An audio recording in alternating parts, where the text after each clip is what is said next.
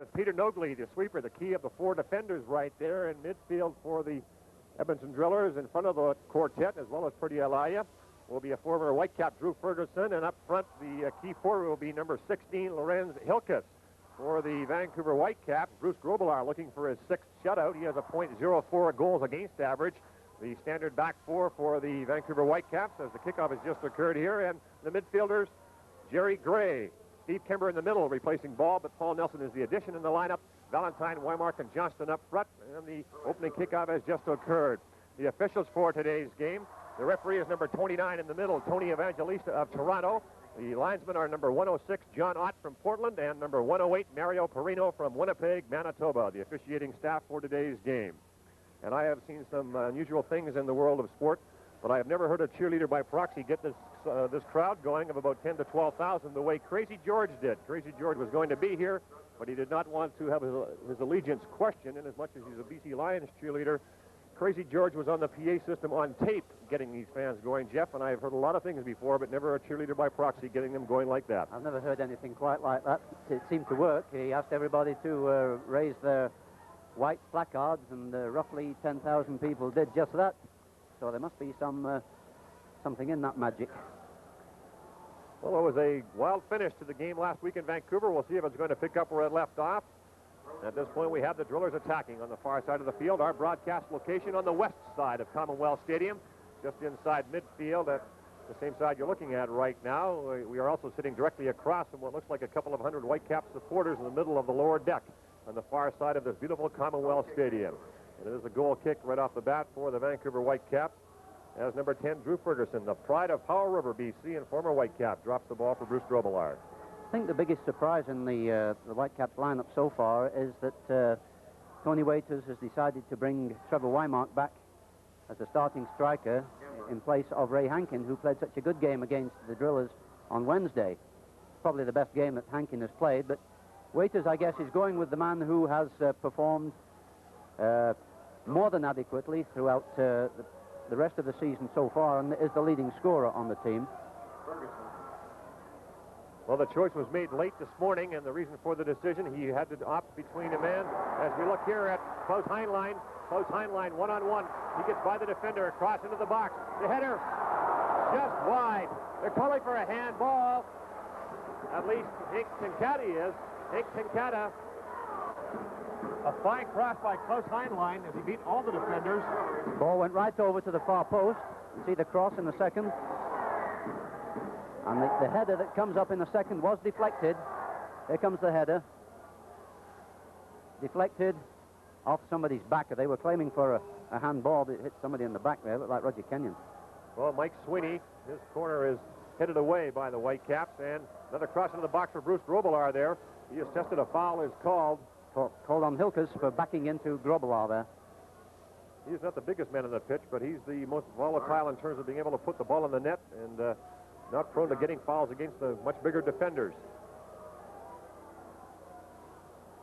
Willie Johnston down the right side. Dwight Lodovagius controlling. Played much of his youth soccer and his amateur soccer before he turned pro in Holland, despite the fact he was born in Turner Valley, Alberta, thus is called a non-import. And what an addition to a roster, to any roster, to have somebody with that kind of European upbringing and yet to be still classified as a Canadian, as Drew Ferguson comes down. Watched by Jerry Gray here in the left sideline. His crouch into the box, booted away by John Craven. Midfield play now as the Drillers control. Lodovagius. Switch on the far side to Mike Sweeney. Simon Fraser University graduate.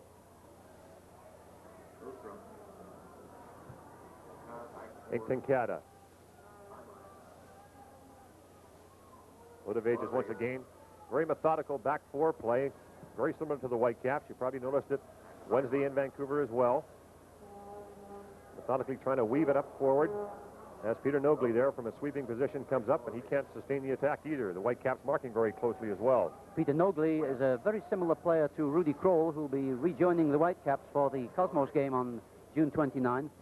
A sweeper, but likes to move up the middle. And this is Mike Sweeney down the far sideline, too far. Be a throw-in for the Whitecaps. There's Timo Likowski, coach of the year last year in the NASL, on the phone to somebody up here, I gather, John. A very affable very young personable man. young man.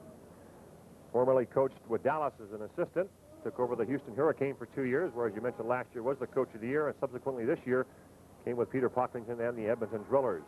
As the Whitecaps now for the second time get deep into Drillers territory, but it's a throw in for Edmonton. Concluding your thoughts about Hankin and Weimark, why one started rather than the other. Coach Tony Waiter said he had to make a choice between a man who had a very good match for once this season and a man who's been sustaining good play all year long in Weimark.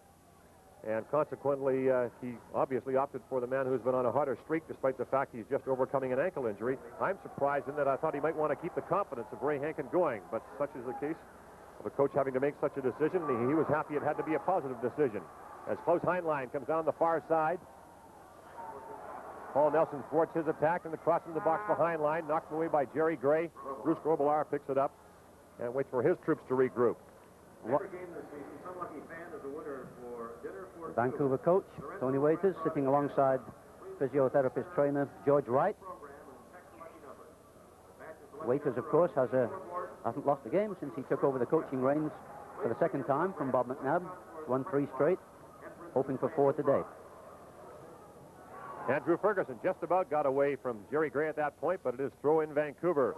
As we saw midfield play there between Lawrence Hilkus, number 16, and Peter Nogley, number 7, the 2 key players of the Drillers' attack, but they couldn't complete the play to Drew Ferguson. This is Ferguson once again at midfield, dropping it back to Nogley, who is all over the pitch from side to side and will quite often go up to attack, as he is doing right now. Peter Nogley at the 35, chipping it on the far side there. Andre Ostrom. He is fouled there. The linesman calls the foul. And referee Tony Evangelista agrees. It's going to be probably a verbal caution. Yes, there is, to Willie Johnston. I don't think there was really too much of a foul in that one. It looked like a little bit of a dive. Nevertheless, he was obstructed. Here we go. Yeah, he ran into his check and fell over. About a 4.7, I think, John. And yet he warned Willie Johnston, despite the fact the foul is on Paul Nelson, to cross into the box, and it's headed over the goal line. It is a goal kick for the Vancouver Whitecaps, and we'll be back right after this break. It's in the first half, a scoreless tie. The Whitecaps and Drillers live from Commonwealth Stadium in Edmonton. Bruce Grobelar retrieves the ball after a goal kick, which amounted to no consequence whatsoever. Just play at midfield and then back to him subsequently. And here we are now with Grobelar's punt down to the far 35-yard line. Weimark on the run with Nogi there and Valentine. Valentine gets to it. He has Weimark 2-on-1. Weimark knocks the ball down. He gets the shot. He hits the crossbar. He scores! A beautiful play by Carl Valentine to set up Trevor Weimark with an equally fine play to both control the ball and beat keeper Ferdy Alaya. And this is the way it happened. Valentine did all the work right down almost to the goal line, maybe 5 yards in, a left foot cross. Weimark sees it coming. There's a man in front of him, so he kind of does a half turn, brings it down with his chest, hits it well in from 7 yards into the roof of the net on the short corner past Alaya. Good goal by Weimark, but all the work by Valentine. Weimark's team-leading 7th goal of the year, and once again the Whitecaps strike early. They struck in the 20th minute last week. This goal will come somewhere in the vicinity of the 10th minute. We will get the official time and scoring play for you later, but definitely Trevor Weimark has his first goal of this match and 7th of the season for a 1-0 Vancouver lead. And now in a come-from-behind situation once again are the Edmonton Drillers.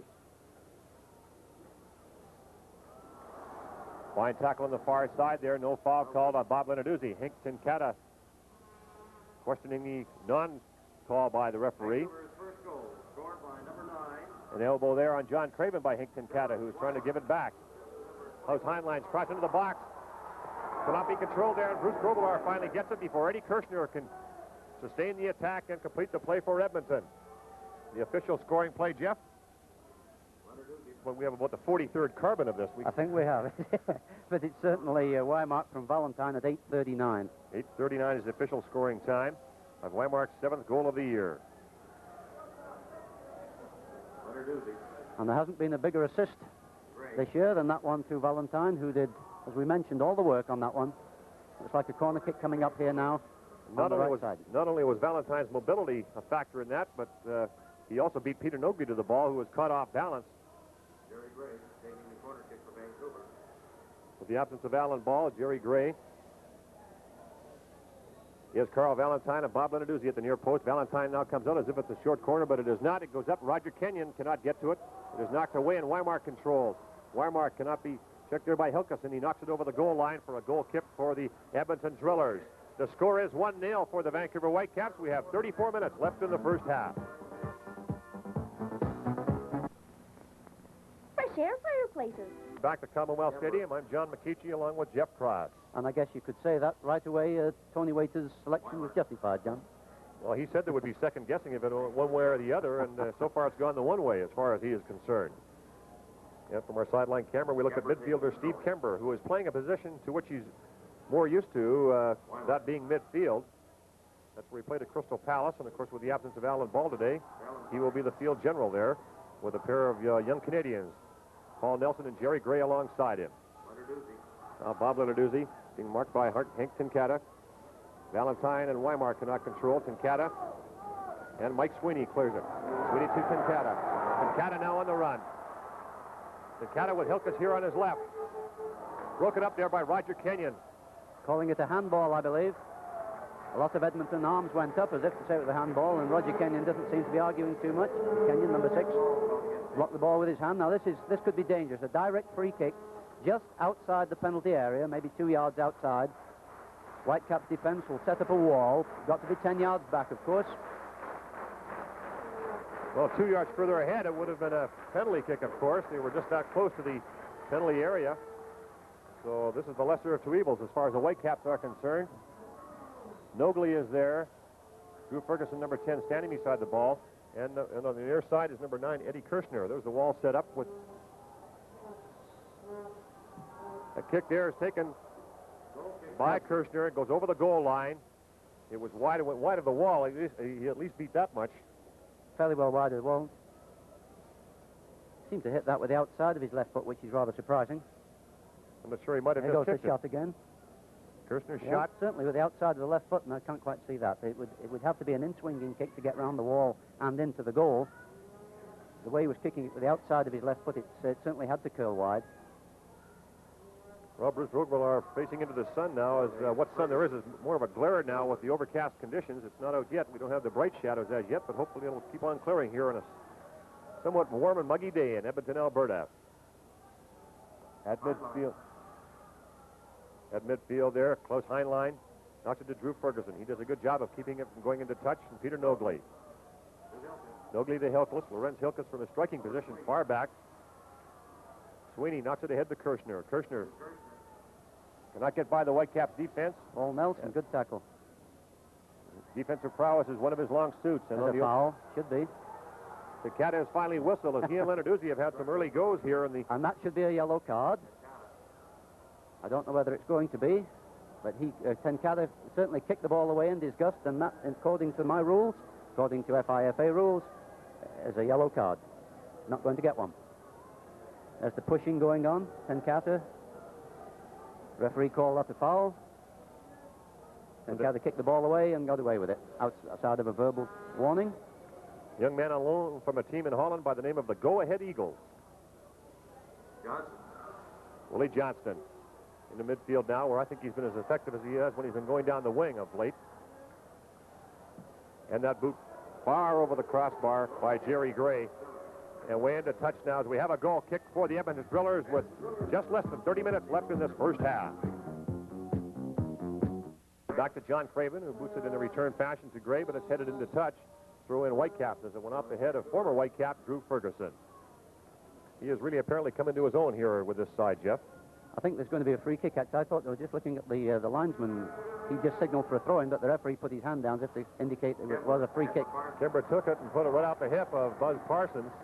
This turf, by the way, not only is a natural turf, but as we were walking down to the pitch a couple of hours ago, it was somewhat slick, but it's also very, very thick. And I guess that's in deference to the CFL Edmonton Eskimos who've chewed up midfield at this point. Just to the right of where Peter Nogley is now controlling the ball. But it's very, very thick turf. You almost lose the player's boots in the thickness of the turf. But I'm sure they prefer it to the artificial surface, which can play havoc with knees and ankles, etc. Foul against Kenyon. There on Roger Kenyon. On the Hilkes. Eddie Kirshner. Oh, pardon me, on Kirshner. I have rarely heard a coach question the heart of his own player, but such has been the case when Leokoski was questioning Eddie Kirshner wanting to get into the action a bit more. He's 6'2", 187, by far one of the bigger players on the pitch. But he wants him to get into the action a little bit more between the big Whitecap defenders of John Craven and Roger Kenyon. And Kenyon and Kirshner met just then. It's on the turn, close highline with a vicious shot. That Bruce Grobelar, by far the best save of the day. Klaus Heinlein made a fine pivot and rifled that shot. That certainly was destined for the net if Grobelar didn't get his hand on it. Great save by Grobelar. You'll see this play here. Cut into the middle, and the shot, a fierce shot, going in all the way. Grobelar gets up, tips it over the bar for a corner kick. Great save by Grobelar. And now the Edmonton Drillers set up for their second corner kick of the day. Mike Sweeney wants again to take it. He knocks it to the near post. Ferguson flicks it on. Grobelar gets a hand on it. And it was Kirshner who hit it into the net. The Edmonton Drillers are on the board. They have tied this match in a fine corner kick play. Mike Sweeney to Drew Ferguson and Eddie Kirshner. And it's a play that the Whitecaps used an awful lot last year, the little flick on. Grobelar did his best. He got a hand to it twice. Here you'll see the flip-on header coming there to Kirshner. Grobelar had it, let it go into the net, and it's 1-1. That's the first goal that's been scored on Bruce Grobelar in something like 300 minutes. He had 253 minutes of shutout soccer prior to this match. And we're approximately 18 minutes into this one. So about 271 minutes or so before Eddie Kirshner finally beat him to tie this match at 1-0. And once again, the Whitecaps strike quickly. Carl Valentine. And how about that? Very quickly. There's a lot of argument going on this near side. Well, there's a fight for the header, and I think that's what Edmonton are complaining about. Maybe that Valentine was offside here. Had two cracks at it. Missed the first one. Got the second one underneath the goalkeeper.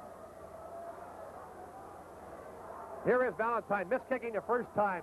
He freezes Nobley at that point, but he finally gets the right boot on it. Nobley got a piece of it, or Elia got a piece of it, and he finally put it in the net to give the Caps a 2-1 lead. And Edmonton is still arguing with the linesman on this side. Liakoski was just furious, but there's the avid Whitecap supporters on the far side of the pitch. They're ecstatic about it. And there's Liakoski. He was just furious. I think they were claiming Valentine was offside on that. On the return attack, Kirshner is taken down. There'll be a yellow here. That's going to go to John Craven. And he gives him the finger in the back of the shirt. Make sure you get my number right, as Kirshner looks like he's in jeopardy right here. We'll have another look at that foul as he was taken down very heavily. The man who scored the goal. John Craven put the foot right over the ball, trying to get the ball away, and Kirshner went right over the leg, tripped over, and Craven gets a yellow card. Well, we have trainer Kip Pitch on the field attending to Eddie Kirshner as John Craven, number 2, distraught with a call and somewhat upset, I think, probably about the corner kick goal that Kirshner scored just moments ago. Referee Tony Evangelista now attending to the situation. Kirshner is up, and he's around. He'll get a little bit of a hand here from his hometown fans of the Edmonton Drillers. But 2 goals very quickly have broken this game open, at least in terms of might be indication of what's going to happen. Ball headed away there from that subsequent free kick, and the Drillers control now at midfield. Drew Ferguson. Mike Sweeney on the far side on the switch for the Edmonton Drillers. Kirshner back to Sweeney, trying to get it to Hilkus. He can't control, knocked away. The Whitecaps controlling, and just booted downfield by Bob Lenarduzzi, trying to get the pressure off. On the run is Willie Johnston. Beating him to it is John Webb. Now Peter Nobley comes back, methodically looking for a teammate at midfield. He's watched by Valentine, who's beaten him twice today. Klaus Heinlein, Johnston, and John Webb controlling once again. Webb pressed forward, marked there closely by Willie Johnston and Loda Vegas. White Loda Vegas on this near side to Mike Sweeney. Sweeney somewhat overlapping now. Coming up, has Hilkus there, but Kirshner makes the run and knocked into touch by John Craven over the Whitecaps bench.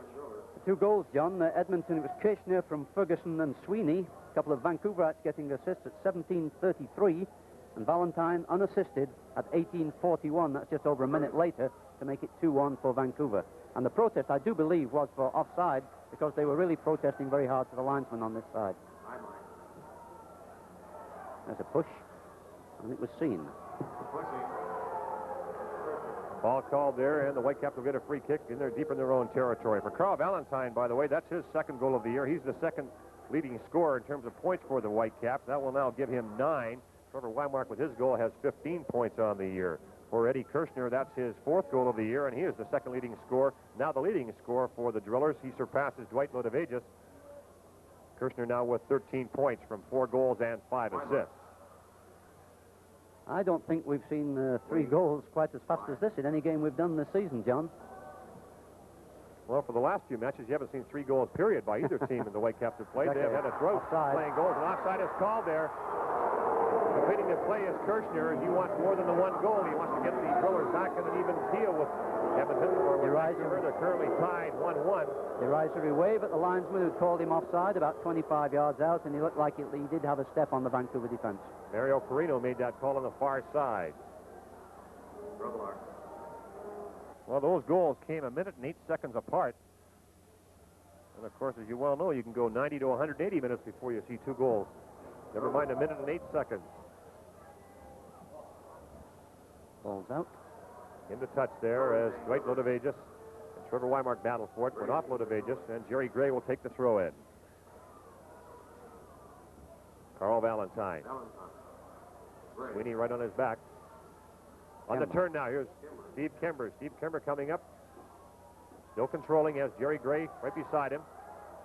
Knocking Gray on the run here. Is it too far? No, Gray does get to it. He can control it. He can get the turn. He beats his man. He beat Drew Ferguson. Now Gray knocked it into the box. But Pretty Alaya there with no problem to control that cross. A little bit too close there. Jerry Gray was played a left foot in swinger, swinging in towards the goalkeeper, just about a yard off the line. No problem for a layer on that one. I think he could have taken more time. He certainly had the space because Ferguson lost his footing. He certainly could have. He could have gone in another 10 yards quite easily. On the return attack, Hill goes now to Peter Nogley. Nogley, as you mentioned, the Rudy Kroll of this side, the quarterback. He's the general.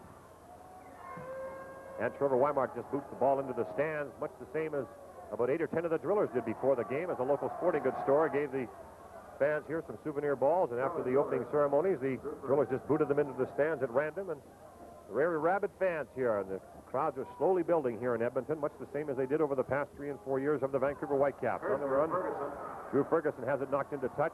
Former Whitecap, of course. Drew Ferguson came over to Edmonton last season. A regular starter now for the Drillers. John Craven's been out in that area quite frequently today. Committed his second foul right there. This is Nogley. Nogley beats his man. Nogley going right in on goal. He has Kirshner. Kirshner's in behind. Kirshner shot. Grobelaar with another save. And Kirshner rifled that one with his left foot this time, and he did get the in swing, and Grobelaar had to make a fine save.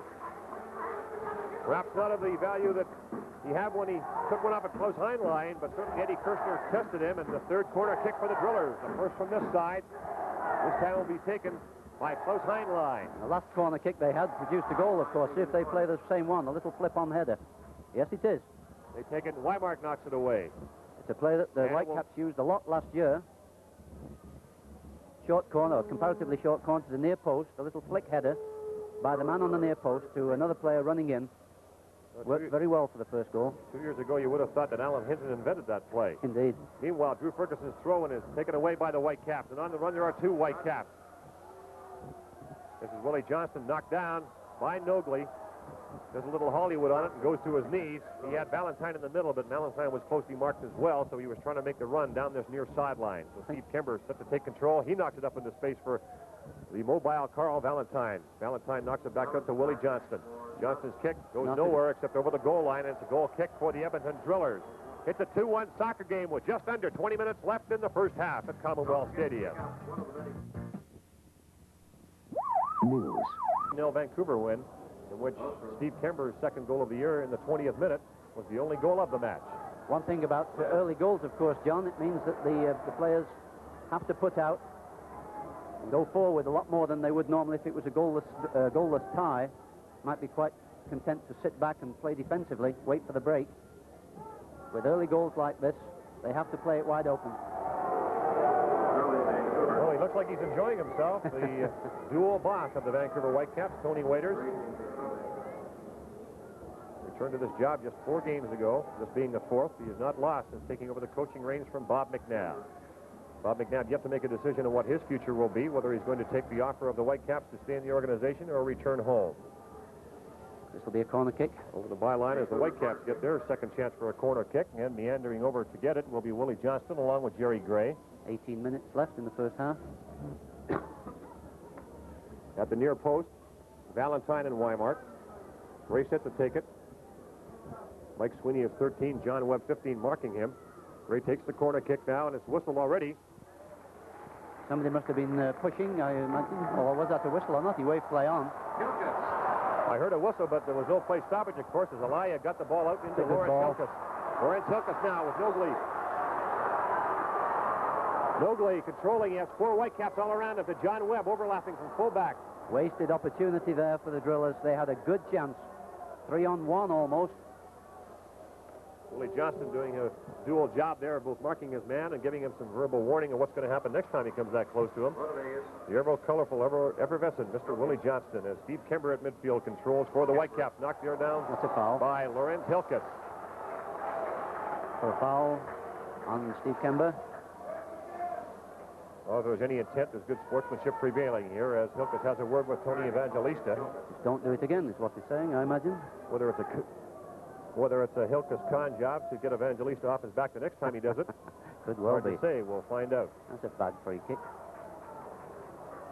John Webb. Drillers coming forward in numbers more than they have in terms of their history. They've been having trouble putting the ball in the net. They have a roller coaster type of attack. They'll go 3 and 4 in 5 games without one, then get 5 goals a game, and they have a devil of a time scoring on the road. I will say this though, they are certainly more successful at home than on the road. They are 6 and 3 at home. They are 1 and 5 on the road, and pending a 3-game road trip, which will take them to Fort Lauderdale, Minnesota, and Los Angeles. So they desperately want this home victory, where they've had 6 of their 7 wins this season. They currently have a 7 and 8 record. The Caps 8 and 8. And Edmonton does have a good chance, of course, to win the American Conference West Division. They're about 20 points behind out of first place at the moment, but they have 2 games in hand over the California Surf. And they could very easily. I think looking at them the way they're playing today, they're certainly as good a team as the California Surf. No reason at all why they shouldn't win that division. California's at home today against Phil Parks and the Chicago Sting, and they have a 25-point lead on Edmonton, but as you mentioned, they have played 2 more games than has Timo Lakoski's side. And nobody once again has literally been all over the field. Up, back, side, inside, outside. And he plays now ahead to Dwight Lodovegas. Lodovegas. Marked there by Trevor Weimark. Through to Drew Ferguson. A fine play there defensively by Jerry Gray, as Drew Ferguson from midfield was on a break toward the net. Ferguson pushing up quite a lot now against his former teammates. He's listed as a left side midfielder, but he's actually moving up quite a lot onto the left wing. We're at 15 minutes remaining in this first half in a 2-1 game. The Vancouver Whitecaps lead the Edmonton Drillers with Hank Tenkata.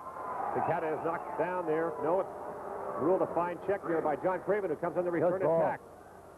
Paul Nelson waiting for support. He gets it with Trevor Weimark. He has Jerry Gray on this side, and an errant kick there by Trevor Weimark. He didn't get good wood on it, if you'll pardon the expression. And Hank Tenkata was knocked down. It was not a vicious tackle. They both hit the ball, and that can be just like, I don't know, hitting the side of a wall with a baseball bat when your hands ring, except this time it's your foot and your ankle and your whole leg right up through the thigh. Probably into the neck if he got hit that squarely. Tenkata is limping a little. Vancouver bench. And the varying moods of the Vancouver Whitecap bench. Tony Waiter surveying his charges. Edmonton now coming on the attack. And they have had more of the play in terms of being in the Whitecaps zone than in the other end. And a fine play by Valentine to assist Weimark's goal, and a fine solo effort by Valentine have given the Whitecaps a 2-1 lead here. As Edmonton comes in once again with Kirshner having it kicked away by Lenarduzzi. Clownheim cannot control, the Whitecaps do. Whitecaps defense doing a lot of last-minute saving tackles. And here goes Valentine all on his own down the left wing. All by himself. One-on-one with Mike Sweeney. Nobody supporting. He gets the ball in the box with Weimark here in the far side. Weimark with nobody around him. Now Lodovegas comes out into Steve Kember. And that seemed to be a very sparse attack. There was only Carl Valentine to start it. Weimark finally offered support as a fellow striker. And then Steve Kember offered support, but it was very sparse, the support he got, Jeff. Well, Valentine has been playing up front all by himself. He stationed himself on the 35-yard line, just drawing one defender, but the rest of the Whitecaps team are all pulling back, including Weimark, who is normally the front runner. But Valentine that time had to wait for Weimark to come up and join him, but he did find him. Nelson. Corner kick.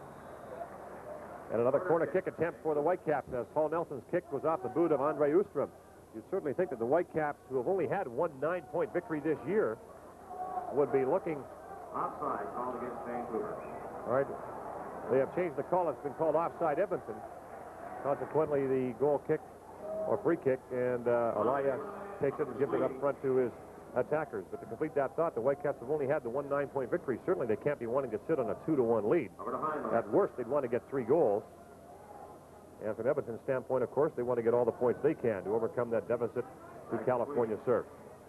Vancouver, of course, in a less enviable position of having to catch both L.A. and, of course, Alan Hinton's Seattle Sounders, who won their 16th game of the year last night, a 5-0 game. Can you believe that? Raven. Really flying. Now, Trevor Weimark now at midfield. Good ball. And Valentine. Valentine. He has Buzz Parsons from a defending position way up in the middle in front of him. Valentine still one-on-one with Mike Sweeney with Nobley. Buzz Parsons gets behind Nobley, gets the kick away. And Alaya makes the save as Buzz Parsons came up from his position to knock that kick into the hands of Alaya. And it's still 2-1 Vancouver. Far by Bruce Robillard, and Klaus Heinlein's corner kick was subsequently headed into touch. He will now take the throw in. Hank Tincata. Tincata getting away from his man, Willie Johnston. Nobley. On the far side to Peter Nogley. Nogley with John Webb overlapping on his right. Up to Webb. Webb looking to cross in. Into the box there. Grobelaar will go up for it with Tincata. And Grobelaar comes down with it in a foul call by Tony Evangelista on Hank Tincata, who will have a verbal discussion. Bruce Grobelaar has a little grin there. Verbal discussions, of course, are the best kind to have. What other kind can you have? I'm going to write it down out there. Bruce Grobelaar now controlling on the switch from the far side to Bob Leonarduzzi. Grobelaar's a very brave goalkeeper in terms of raw courage in a goal. It takes a lot of courage to go up and to feel that ball high up in the air when you know that there's a couple of guys barreling in on you. Well, the forgotten man in this roster of late would seem to be David Harvey, and when he came over from Britain, of course, as the chase is on now between Carl Valentine and Ferdy Alaya. Alaya wins it and gives it to Nogley. But David Harvey said the guts is the easy part. It's the thinking and the strategy as a keeper that makes you world-class or not. And certainly Bruce Grobelaar is developing as fast as any keeper possibly could. Fine season in True Alexandra. Nobley. Peter Nogley now to Mike Sweeney as we have 10 minutes left in this first half. Carl Valentine has that pass intercepted. Valentine now with Weimark. Kimber offering support. Kimber now has Bob Leonarduzzi overlapping, but he is checked there, and Peter Nogley takes it away from him. Good check. Lorenz Hilkus with Craven. He beats him. Drew Ferguson. Ferguson gets a cross in. It goes off of Buzz Parsons over the goal line. It'll be another corner kick for the Edmonton Drillers. They've had 2 or 3 more than the Whitecaps. They've been attacking far more as Kirshner tries to grab the ball away from Grobelaar. As Klaus Heinlein right there will go to take the corner. That would have actually been better from the Whitecaps' point of view if that hadn't been deflected, because there was only one man in the goal area and he was being closely marked. Ferguson and News from a near post. Kick goes up. Grobelaar does a fine job of punching it away, gaining over 3 or 4 players, a few of his own. Nogley with Ferguson behind him. He chooses to go inside. He's calling for a handball. He didn't get it. It went off the chest of Buzz Parsons. And Steve Kimber comes out with Jerry Gray. And a handball, of course, has to be intentional. That certainly wasn't intentional. Foul called on Loda Vegas. Now we've got Tony Waiters off the bench questioning the call. Except it's going in Vancouver's favor, and now Nogley questioning referee Tony Evangelista. I'm not quite sure what Tony would be wanting there, unless he just wanted that foul, which he got. He doesn't get off the bench that often, and usually when it is, it's usually to question an official as opposed to shouting instructions, although he's been known to do both from time to time. Throwing deep in their own zone for the Drillers, and Timo Lukoski. He's been off the bench twice now, not the least of which was the last time when he was questioning the Valentine goal, and he was just furious about that one.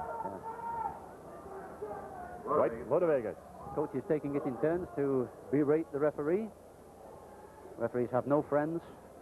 Or Heinlein. Klaus Heinlein now. One-on-one situation with Paul Nelson. Gives it up to Peter Nogley. Nogley now on the right side. Loda Vegas. Pushing forward. Has Parsons come up to meet him. Parsons is being very adventurous, moving up from right fullback, right up in the other end of the field. Sidelines cross into the box with Kirshner going up with Grobelar. Tenkata there to try and get the rebound, but an elbow is called, and Roger Kenyon there cautioning Eddie Kirshner. Grobelar says it's all right. They shake hands, but Kenyon's the one that's the master of that domain. And here we go. This is what there was an elbow, certainly, underneath Grobelar's chin. Grobelar said it was all right, but that's what you get for a goalkeeper can expect.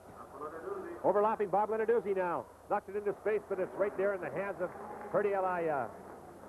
I'm not sure if Lenarduzzi knew what he wanted to do with that kick. It's about a half and a half thing. That's half a shot and half a cross. Well, when you're 50-50 in your own mind, it's not going to result in usually more than that if you go 100% one way or the other. In other words, if you say, I'm going to try for the shot, and you miss, well, you miss. If you don't try it, well, at least you still gain possession. And John Craven once again is caution as Lorenz Hilkes is down, and he's riding. There really didn't seem an awful lot wrong with that. He certainly played the ball, and if we get a chance to have a look at that again. There's your standard rhubarb toe-to-toe, and both coaches are off the bench once again. And this is how Lorenz Hilkes hit the deck. And certainly, oh, the left foot came in. The left foot came in over the shin after the right foot had played the ball. Was a foul. Well, there was no effort in Craven's part to pull it back. He just followed through with it. Consequently, Hilkes is down. And trainer Kip Petch is at it again. Now he's left him there, whether he's either okay or whatever. Play resumes as Drew Ferguson's free kick goes in midfield now to Mike Sweeney. Sweeney in the far side. Get it in there to Kirshner. Kirshner and Kenyon battling for it. Goes over the line and only get a corner kick. Grobelar had a chance. I think he felt it was going to be a goal kick. But the Drillers with yet another corner kick attempt. See if they play the same one again. There's Drew Ferguson, number 10, wandering over to the near post. Hilkes is over there to the near post. Mike Sweeney comes all the way over from left fullback. Ooster was in there too. Mike Sweeney is the one to take it with Kimber marking him. Yep, there goes Ferguson. Near post corner there. Make it. Couldn't get it onto the head of Ferguson, but the boot there hit the crossbar. Klaus Heinlein hit the crossbar. And Peter Nobley on the return attack. That surprised everybody, including Bruce Grobelar, who had no idea that shot was coming, much less that quickly. And it just whistled off the crossbar. They were inches away from tying this match with just less than 6 minutes to play in this first half. Grobelar has no trouble with that cross. And by far the finest scoring attempt that didn't go in the net. But Klaus Heinlein, did he ever rifle that shot, Jeff? And it came off what was a thwarted corner kick attempt at that point. But here is the... Another look at it. You see the ball. That's the corner kick that started the play. The ball came out to Heinlein. Bang. On the full volley, and he just rifles it off the crossbar. About 20 yards out. Oh, what a hard shot. And Hilkes was right there for the rebound, but the shot was so hard it even went by him, and he was standing 5 yards away at least anyway. Well, Drew Ferguson knocked it back to Nobley once again, and they'll press forward once again. I've not yet seen the Drillers attack like this in the 2 years they've been in the league. They have, of course, the former Oakland Stompers franchise, and Hank Tenkata gets a chance. He gets a shot away. Weakish. But he rushed it a little bit, and Bruce Grobelar had no problem with that. Has been called back, incidentally. The linesman on the far side called an offside, so Tenkata must have been offside when he first got the ball before he essayed that shot. Substitution being made here down on this near sideline. Number 17 is Jan Goossens. At forward. Is it Tenkata coming out? Yes, it is Hank Tenkata, who had a collision with Bruce Grobelar and with John Craven earlier in the match. But Goossens is coming in as Timo Lukoski makes an early substitution, at least early by, as we've come to know, there's not usually first half subs unless there is an injury, and such is the case now. We have 4:51 remaining in this first half. Right, you wouldn't normally make a substitution at this stage unless the guy was really struggling, and Tenkata obviously was. Goossens is a 21-year-old, another Dutch player. Played for Nijmegen in the Dutch Honor League, as they call it. Dutch, German, and Canadian influence, of course, on this side. The Dutch influence is mainly from last year's coach here in Edmonton, Hans Kraai, no longer with them. This franchise, by the way, formerly the Oakland Stompers, and prior to that, they were the Hartford and Connecticut Bicentennials, so they have moved around a little bit. Whitecaps have played this franchise a total of 8 times, but this is only their 4th as Edmonton. 6-2 overall versus the franchise. As Willie Johnston comes into the middle here, leaves it for Lenarduzzi. He gets the shot away. Alaya can't control it right in there. With no trouble on the rebound, Carl Valentine. And a poor play there by Ferdi Alaya, who did not control the rebound. And whether I give him the benefit of the doubt of a spinning ball or not, I don't know. Another look at it. It's Willie from the side. And it comes into Bobby Lenarduzzi, and Alea, she really should have had that ball. The rebound comes to Valentine, parks it easily into the open net, and that's 2 goals for Carl Valentine. And with less than 4 minutes left in the match, Carl Valentine's second goal makes it 3-1 Whitecaps. Good morning. Welcome to Fitzglitz Travel. Aloha. Thanks. We'd like to book a one-day holiday to Fort Edmonton, a one-day holiday in Valley Zoo. Oh, well, man. And a one-day holiday And at the conservatory. and the planetarium. Folks, you don't need a travel agent. One-day holidays are all right here in Edmonton. Well, in that case, book us in for a week. For a week? Edmonton is full of one-day holidays. Get away for a day, right here at home. I need a holiday. If we have a chance to look at Carl Valentine right there, and another chance to look at how he put that ball in the net, it was almost a gift as far as he was concerned. See, I think the goalkeeper really should have had that, and of course Valentine should have been checked by Lodovegas there, who was giving him far too much room. Good shot over the falling goalkeeper. And if I inadvertently said there's 3 minutes left in the match, I meant, of course, first half, as we are now at 2:45 left in this first 45 minutes of play. They've not called any assists on that play, John. Of course, it was a rebound, but it was started by Johnson, carried on by Bob Lenarduzzi. Time on the clock, of course, unofficial. We are waiting for the official time, of course. They usually try and sink it at 2 minutes, but a foul call there by Tony Evangelista. Offside. Actually is on the far side. The linesman made that call as Buzz Parsons takes the kick to midfielder Steve Kember. With Valentine there, marked by Lodovegas. One-on-one, and he gets away from him. Now he has Nobley to contend with. Carl Valentine. Now he has 2 defenders there. John Webb comes back to offer support. That leaves Johnston free. So Webb goes and takes him. And Valentine's dropped back to the top of the box. Play for a little bit of time. Play for a little bit of time here, John. 2 minutes left, and they don't want Edmonton to score. They'd like to keep the ball down in this end of the field now for a while.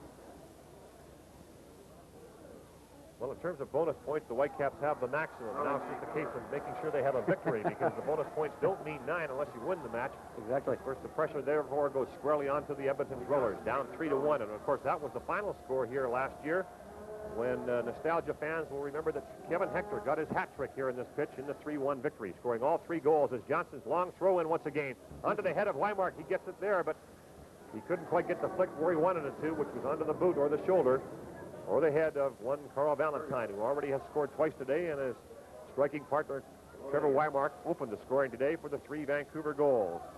Eddie Kirshner has the lone Edmonton goal as we are counting down to 1 minute here. 1:06 left in this first half of play. Edmonton seems to be just somewhat deflated now, having that 3rd goal put by them. They were still in it at 2-1 because they struck very quickly themselves, only to have the Caps get a disputed goal, albeit counting now. Well, a goal here by Edmonton would really put them back in the game, no question. Drew Ferguson's cross now controlled, knocked away there. He tries to go down, does Eddie Kirshner, but is not seen by the official. Wasn't called. Jerry Gray gets it into touch here and throw in on this side with 35 seconds and counting left in this first half. Rob Long made a couple of excellent saves so far in this first half.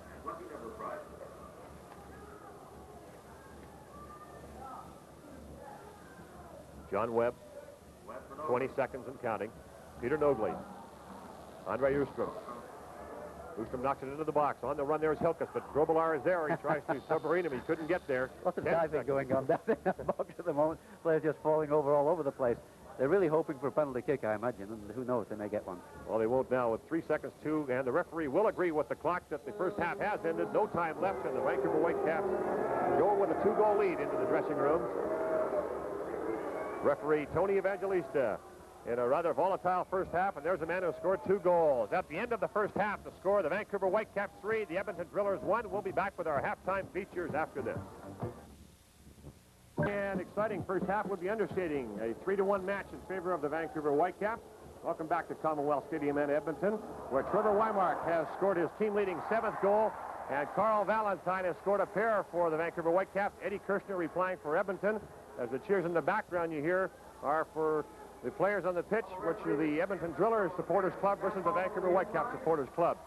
Probably not the happiest man in the ballpark at this point would be a well-known executive across Canada and certainly around the world in soccer circles. I welcome to our telecast the Vice President and General Manager of the Edmonton Drillers, and Graham Leggett. I don't imagine you are the happiest man on the pitch at this point. Well, I'm not on the pitch, but I'm happy with the crowd. The crowd is excellent. They've seen an entertaining game. I feel the score should be 1-1 right now, but of course I'm biased, obviously. Valentine's playing an excellent game for Vancouver up front. They're leaving him and Wymark as the front target men, and they're packing back in defense. But we bounced one off the crossbar. Valentine's second goal was so far offside it was a joke. But these things have been happening all season, so we're getting accustomed to it. Graham, you've welcomed challenges all your life, and I just wonder where this one ranks in putting soccer on the map in Edmonton in terms of your previous challenges. Well, I think that the potential here is tremendous. I think that we can do what Vancouver has done, thanks to the good work of John Best and Tony Waiters. We're only halfway through our second season, and already we're averaging over 10, almost 11,000 people.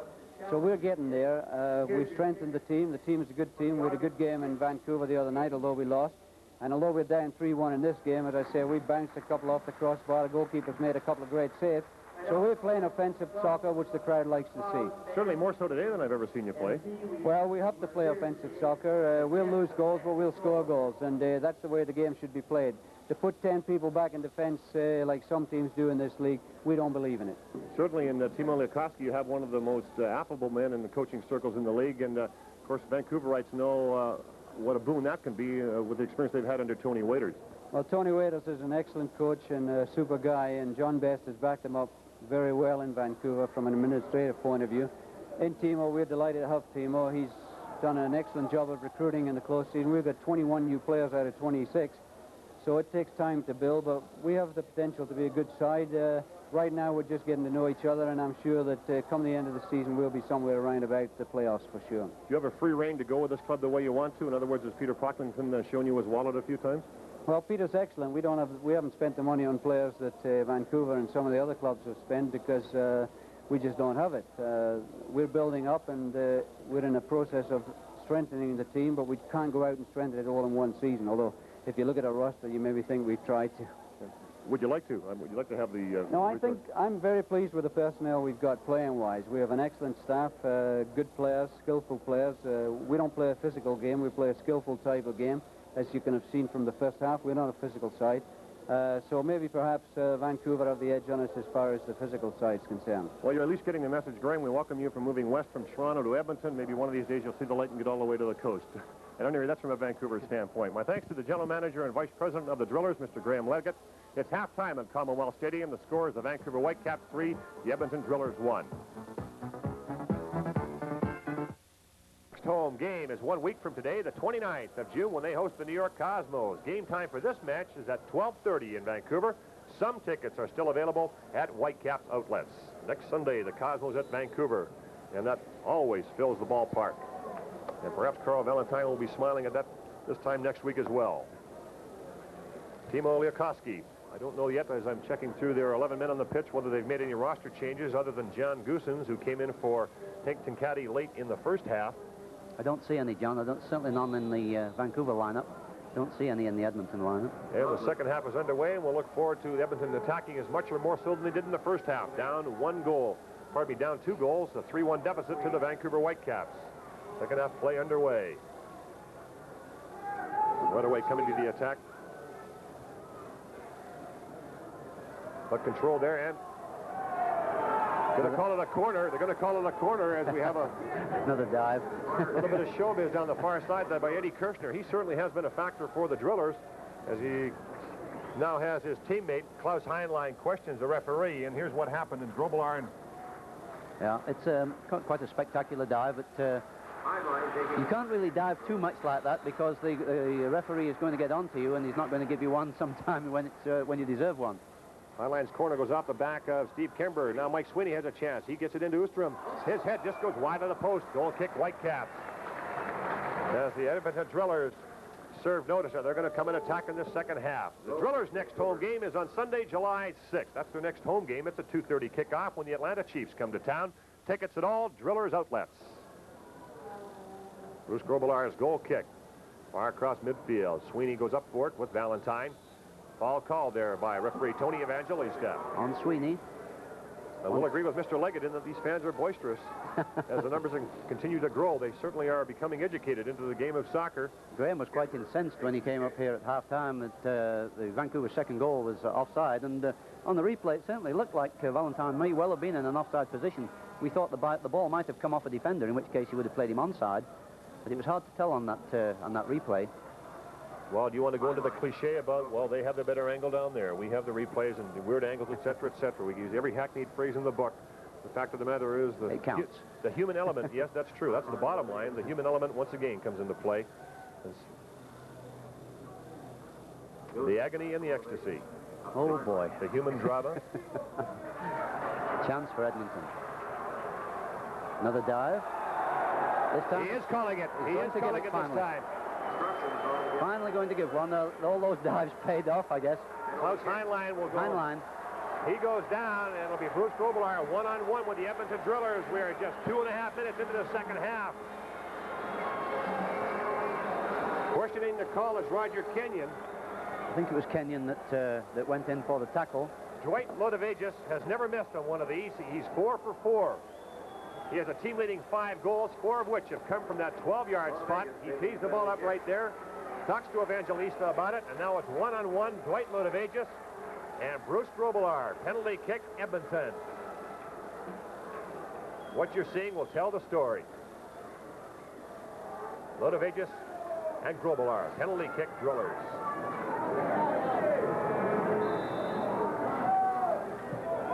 Good one, right in the corner.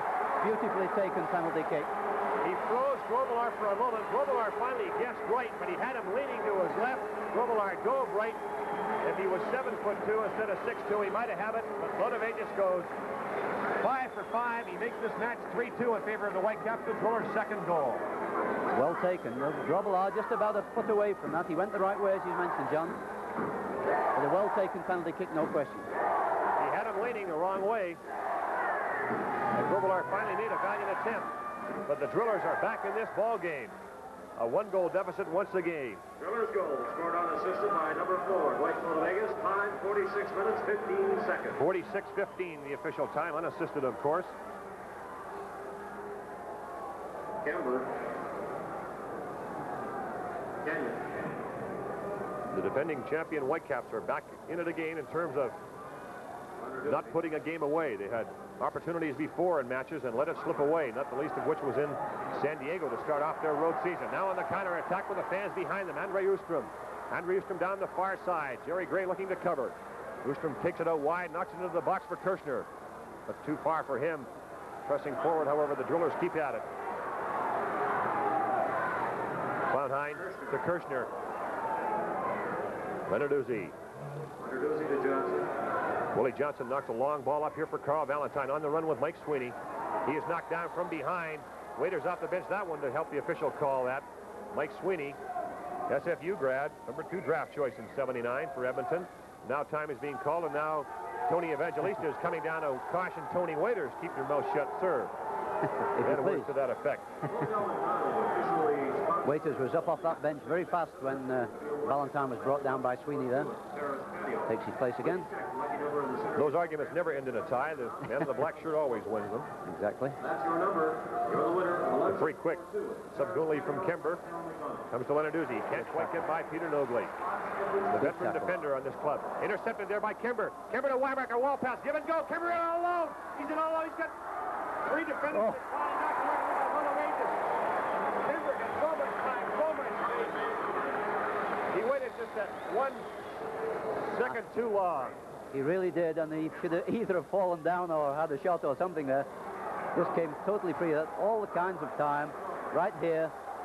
Couldn't get the shot away, and it was just booted away. Great chance for Kemba.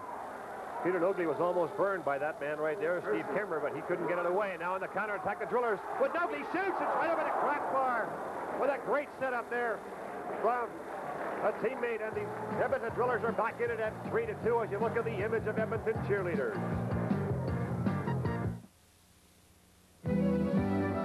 This is Pill Country. Big. There are no bears out here. Bears? I didn't say anything about bears. Did I say anything about bears, Bill? When the time is right and your friends are there, that's the time for Lethbridge Pilsner beer. Now there's Bill, and Pilsner will give you great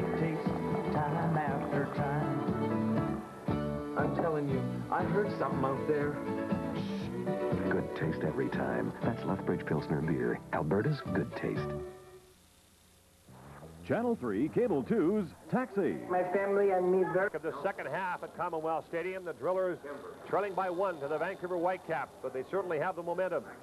The Whitecaps had a chance to regain a 2-goal margin with Steve Kember, but the Drillers withstood the offensive barrage and have been pressing forward themselves. The Whitecaps, however, controlling and trying to slow it down here at midfield with John Craven and Steve Kember combining. Kember now on the far side.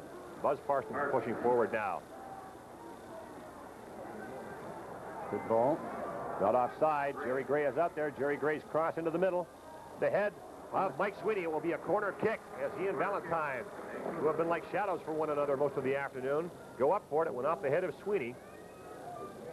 Fine run there by Buzz Parsons to get the ball to Jerry Gray. Subsequently, the cross, and now the corner kick as Willie Johnston. The chance of Willie on the far side. At the near post, he has Valentine and Lenarduzzi. He's also got Roger Kenyon, who's calling for it way over beyond the goal, and it's going to try to get to him. Knocks it to the far post. He goes up with Lodovegas. Lodovegas wins it. And he knocks it up on the far side. This is Kirshner in the middle to Nogley. Nogley, a defender, attacking now. Knocks it up to John Webb, too far for him. He couldn't get it on the boot the way he wanted to. Bruce Grobelar then throws it up on this near side to Willie Johnston, coming right at our field level camera. Johnston dropping it back now for Paul Nelson. Steve Kember. Kember, of course, taking over from Alan Ball in that midfield general spot. Ball expected back for Wednesday's match in Washington, and Rudy Kroll expected in Vancouver on Thursday to be ready to play against the Cosmos next Sunday. John Craven pushing forward. He's still pushing forward. Now he has Valentine trying to make the turn. Valentine one-on-one with Sweeney. He keeps at him. He gets by him. He gets the cross in, but Lodovegas is there once again to knock it away from Trevor Weimark. Fine play by Valentine to get that cross away there. Well, I don't have a vote in man of the match, but he would get all of mine if I had any. I don't want to prejudice any of those who do vote, Mr. Cross. Well, if you look at the statistics, they're pretty impressive so far. 2 goals and 1 assist in 3 Vancouver goals. But there have been some very good individual performances here today. I think Grobelar made some excellent saves in that first half. And, of course, for Drillers fans, I do not want to prejudice you by telling you I can't see the 11 orange shirts out there. This is an award offered by the Vancouver Whitecaps Soccer Club. That's right. Nobley, of course, has played extremely well for the Drillers, but somehow you kind of always expect Nobley to play very well, and it's a surprise when he doesn't. At midfield now, the advantage rule prevails. Coming back now is Steve Kember. Kember to Valentine. He and Sweeney are after it again. You'll see that all day long, as we have seen in the first half. Sweeney's very fast, of course. Valentine is extremely fast. You normally expect to...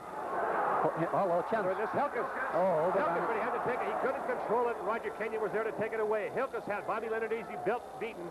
And he, of course, is the danger man in the front wall for the striker, for the Drillers, albeit that Eddie Kirshner has their first goal. And Lodovegas on the penalty kick. This is John Webb, who's avoided there by Willie Johnston. And Bob Lenarduzzi with Nelson on the near side here. Weimark has it.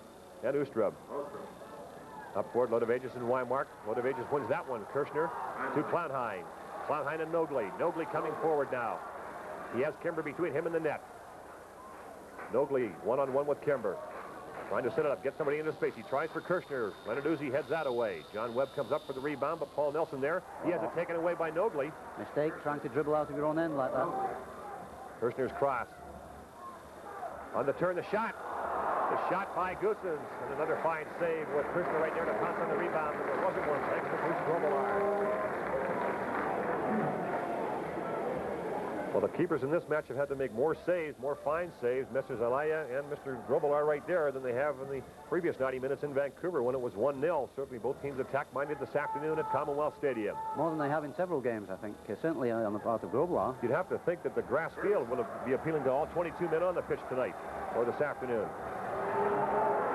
Drillers pressing. Goes down the far side. Yet another corner kick for the Drillers.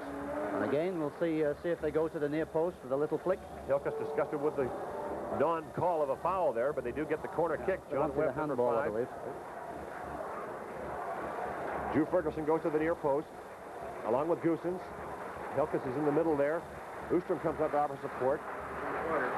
Klaus Heinlein will be taking it. Takes a short corner.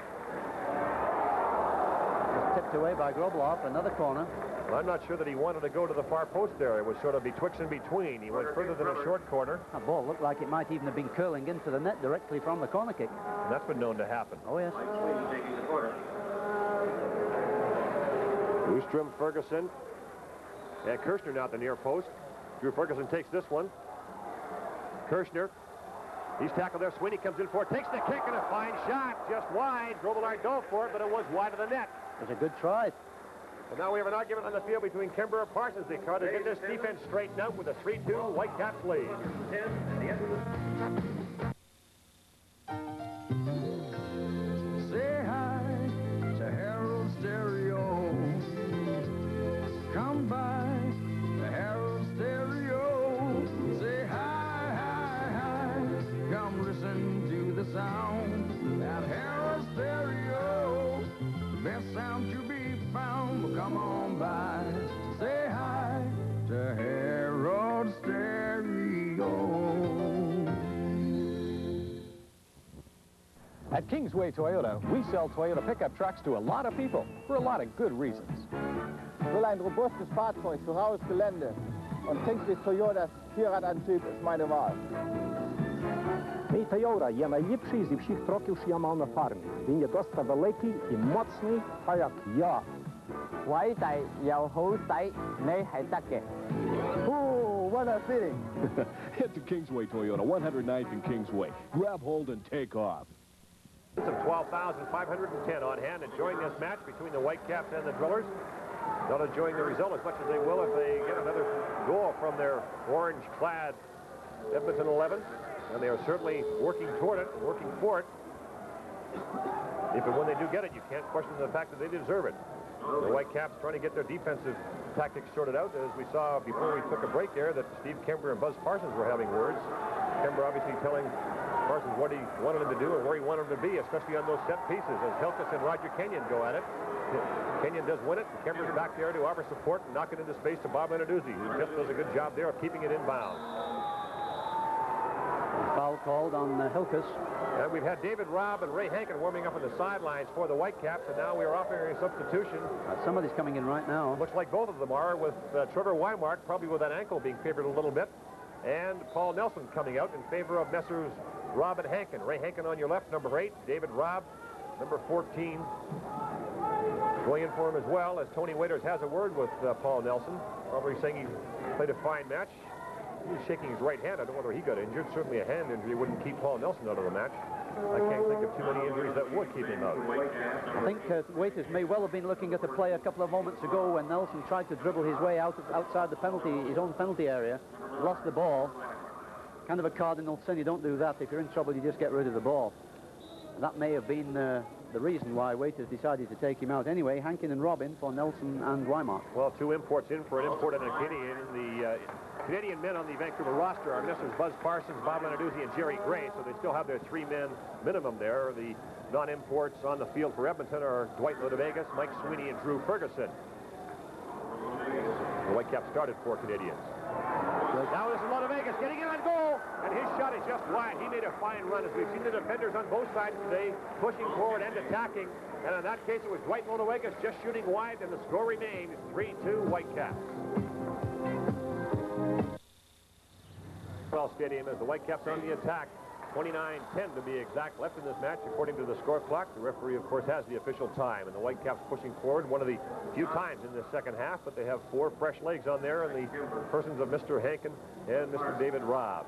Buzz Parsons crossed into the box there for Valentine with David Robb supporting. This is David Robb with the ball, watched by Andre Ostrom. David Robb one-on-one. Hasn't seen much action in recent weeks. Getting his chance now for approximately half an hour in the blue and white. Carl Valentine takes a Bob Lenarduzzi pass, but Mike Sweeney does a good job of taking it away from him. And this is Klaus Heinlein. Dangerous. The central midfielder attacking for the Drillers now. Watched by David Robb. Knocks it into space on the far side here to Hilkes. Hilkes trying to get away from John Craven. He does so. A foul call by the linesman. Now Craven already takes it one. He's going to get at least a yellow on this one. Already has a yellow, as I recall. We could have a similar situation as last week where the Caps may have to finish this match with 10 men. We'll see what happened. The original foul was all right. The second one is the one that he's going to get called for. That one's okay, although the linesman had his flag up, Jeff. Yeah, I think he was calling the foul. I think Hilkus certainly went over Craven's leg. No question. And that's when he took him out right there with a fine hip check, except the game is not hockey nor football. It's almost on the goal line, about a yard in play and about 3 yards outside the penalty box. Timo Lukoski walking down there in the near sideline to have a look at his injured player, number 16, Lorenz Hilkus. 28-year-old German striker lying there. Trainer Kip Petch has attended to him now for the second time in this match, as Peter Nogley gets set to take a free kick just outside the penalty area. I did not see a card come out, Jeff. No, if there was, it would have to be a red one because Craven already has a yellow. Nogley's free kick. Headed away there. Good. Timo Lukoski strolling back to the bench now after having words with the official. It was Lodevegas that headed that ball just over the bar on Nogley's free kick. Should have recognized the reddish blonde hair of the young man from Turner Valley, Alberta, of Dutch heritage, where he was raised after being born here in Alberta. The Kenyan, the Hulk that he is, was between he and I, Lodevegas and I at least, blocked out his number. But it was a fine heading play there off the free kick of Peter Nogley as the Whitecaps come back now, only to have close hindlines. Once again, another wave by the Drillers. As the sign on the far side of the field says break the wave. Well, they're certainly creating one of their own. Are the Edmonton Drillers. As good ball. Ferguson, Goosens, his shot hits the crossbar for the second time. Over the top of the crossbar that time. And it just rolls in across the goal line for they're calling it a corner kick. They're saying it deflected off one of the Whitecap players. Don't quite see how it did, certainly but Goosens rifled that shot. Drew Ferguson starts this, Jeff. Yes, he does indeed. You see that there's the shot. No, it certainly didn't touch Groblar's hand, but they're saying that it did. Anyway, it's a corner kick. Mike Sweeney with target man. Drew Ferguson to the near post. He tries to flick it on. He does. Kirshner can't get there before Bob Lenarduzzi, however, so John Webb controls now. At the 35. Inside the 35. Nogley. Fine defensive play there by David Robb, and Buzz Parsons controls. Fullback overlapping. Willie Johnston now going to have words with Lodevegas. Lodevegas is going to get a little word from the referee here. Referee Evangelista. Mr. Evangelista will have the first and the last words here. No question. Referee is from Toronto. Notice how they pay attention. Has been quite physical at times, this game. Made to look a little more physical than it actually is, I think, by having quite a few acrobatic dives. Kember. Hankin just over his head. Cleared away there by Ostrom. Kember intercepts once again. Johnston goes up for it. He won't out-hit anybody for a ball, and John Webb takes it away from him, but Johnston back kicks it there to Bob Lenarduzzi. He's taken down from behind. And he is upset because that's virtually the same kind of play he was red carded for on Wednesday. And now it's really getting physical out there. As Buzz Parsons went up with Goosens, Parsons went down, but I think it was the Edmonton player that took the worst of it. And now a grin for Mr. Evangelista, which is always, it's almost sadistic when you see an official or somebody else laugh at you, because that could be really frustrating, especially when you're on the short end of the count at this point. Indeed. As I say, there have been some rather acrobatic performances. Drew Ferguson once again. He made a fine play to set up Goosens last time. Into the box once again with Kirshner there. However, Grobelaar is equal to that occasion and gets that cross, and he controls it. Certainly Edmonton pressing forward. 25 minutes and 10 seconds left in this second half of play. And in the match, unless the Drillers can get the equalizer. The Drillers have not been in any overtime matches. At least they've not had a result in overtime. However, they have taken 2 overtimes right through to the shootout, and they have won both the shootout contests they have been in this year. Lodevegas and Ferguson combining once again. They're favoring going up that left-hand side of late. Lodevegas on the overlap. Lodevegas on the overlap now. He has space. Another dive. Knocked away there. Fine defensive play by Jerry Gray. Off a driller will be a Vancouver throw-in on the far side. Sweeney intercepting that attempted throw-in for Valentine. Both drillers' fullbacks checking very, very tightly on the Vancouver wingers. Hilkes took out Parsons right there, and he's going to get a yellow card. Some of his earlier words with Mr. Evangelista may have backfired on him because Lorenz Hilkes is now being yellow carded. Jan Goossens, number 17, coming up to offer some moral support for Mr. Hilkes. But he's booked as the driller striker, Lorenz Hilkes. It's a submarine job by Hilkes on Parsons, yeah. Here it is again. You see Parsons has the ball, and there's a takeout, no question. After the ball is gone, the hip goes right in. Parsons holding his head. They had a collision. He had a collision in practice the other day. He and John Craven, indeed. They banged heads very, very severely, and Parsons got cut quite badly on the crown of the head. Craven got it over the eye. We have Dwight Lodowages with a minor injury on the cue, so as Kip Petch looks after the... Mr. Lodowages has been attended to, and play has just resumed as the Whitecaps take the ball into Edmonton territory where the drillers regain control. Keeper Purdy Alaya has fed it forward now. The drillers keep coming back, and the man bringing it and leading all the attacks, Peter Nobley, their sweeper. Somewhat errant pass there. An even more dangerous pass from a defensive standpoint, Bob Lenarduzzi. And Roger Kenyon comes roaring over to the linesman saying, please, that was way offside. And now the referee Evangelistas having another word with Roger Kenyon. Going to keep a lid on this. There's 27 officials out there, 11 of them are wearing blue uniforms, 11 orange, and the 3 men in black. As Bob Lenarduzzi now comes up. The defenders on both sides, as we mentioned earlier, have been pressing forward as striker David Robb. Actually, he's in midfield now in favor of Paul Nelson. Not a very good ball by Robb, that one, way to the right of the goalkeeper. Elias punt. Jerry Gray knocks it back, and it's been ping-pong here for the last couple of minutes. Tennis fans will enjoy this as Messrs. Elia and Grobelar have knocked the ball back and forth. Bob Lenarduzzi, a long ball here for Carl Valentine. Valentine with Sweeney on his back. Goes into touch. Throw in drillers, and they take it quickly. Hilkes. Good ball behind. Hilkes heading for midfield now on the far side. Too far for Drew Ferguson. Robb got a piece of that one. Lorenz Hilkes, who was just booked a few moments ago. As Drew Ferguson takes that throw-in with Jan Goossens combining. They've been an effective combo this last half. Drew Ferguson's played very well today, the boy from Powell River, former Whitecap, as we mentioned. Nobody's chip into the box. Bruce Robillard there before Eddie Kirshner, who opened the scoring for the drillers. Didn't get to it. Robillard drops it. Can't take more than 3 steps and still carry the ball. That's why you see them dribble it or roll it, as he did right there. Just under 22 minutes remaining in regulation time in this match as Willie Johnston hits. That was offside. Ray Hankin got behind the defense. A bit of an offside trap there by the drillers' defenders. Seemed to be a very similar play to the other end a moment or two ago, which was not called an offside, but that certainly was.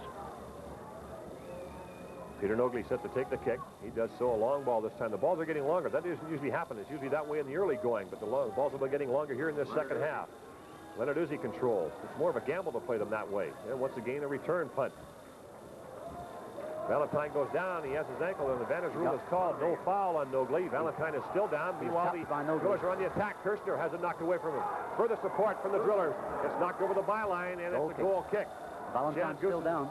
Goossens couldn't quite control it. Mike Sweeney is attending to Carl Valentine, who is still down, while Bruce Grobelar prepares to take this goal kick. I don't think he'll take it until he sees his roommate get up off the ground. There he is right there, all alone, not a friend in the world. Mind you, he has a couple of them 20 feet in front of him with Messrs. Waiter and Wright, the trainer, but the referee chooses to either ignore them or he hasn't seen them. So he told Valentine to go off the field. Now that strictly is what you're supposed to do. They don't usually do it in the North American League, but an injured player who can get to the sidelines under his own steam is to go off. And there's Valentine is going off under his own steam too. And now, if I'm not mistaken, he can't get back on until waved back on. That's right. Exactly. Although I have seen that happen in this league too. I've seen players go off and come back on willy-nilly, as they say. Bob Belayto got up off the bench now to warm up, so perhaps Valentine cannot return to play. Either that or Tony Waiters figures that he can hold on and wants to have more defensive prowess in the game in the form of Mr. Bob Belayto. And another punt there from Bruce Grobelaar. This one will go into touch right in front of Bob Belitha right there. And this, no, it didn't go into touch as Ustrom saved it. That was Bob Belitha in the sweatsuit there you saw in the foreground. Meanwhile, back in the Whitecaps territory, this is Drew Ferguson on the right side at midfield now, knocking into space, but it is taken there by John Craven with a vicious boot. He controls that, and Jerry Gray gets it back to his own keeper. Yep. He's just getting up now for the first time. He has a sock down with trainer. Right ankle by the looks of it. Well, he looks to be okay. At least he says he's okay. So perhaps Coach Waiters and physiotherapist. Referee waved him back on. George Wright let him go, and they do so. The referee, as you said, did wave him on. So we're back to an 11-man complement for each side. Eddie Kirshner there. Drillers' pressure has been waning just a little bit in a few moments. Maybe they're waiting for the last 15 or 10 minutes or so to get the final sustained drive, but they have thrown just about everything they've had at the Whitecaps defense, and with two exceptions, one a penalty kick. The Whitecaps did try to slow it down a few moments ago. Edmonton was coming down quite fast. They're moving the ball well upfield, and the Whitecaps tried to slow it down a little bit.